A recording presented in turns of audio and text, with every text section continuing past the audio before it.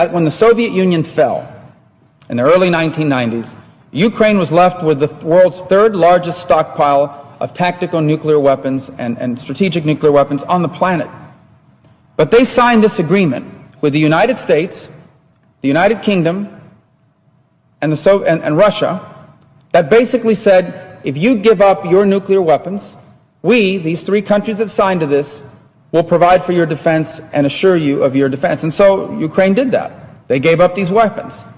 Well, now, this was signed in 1994, 20 years later, one of the three countries that signed that agreement hasn't just not provided for their defense, they actually invaded them.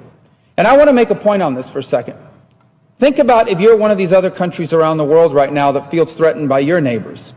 And the United States and the rest of the world are going to you and saying, listen, don't develop nuclear weapons.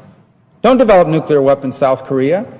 Don't develop nuclear weapons, Japan. Don't develop nuclear weapons, Saudi Arabia. We will protect you.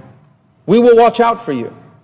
What kind of lesson do you think this instance sends to them?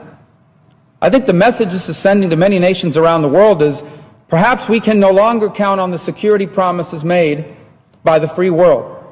Perhaps we need to start looking out for ourselves. And that's why the Ukrainian situation is so much more important than simply what's happening in Europe. This has implications around the world.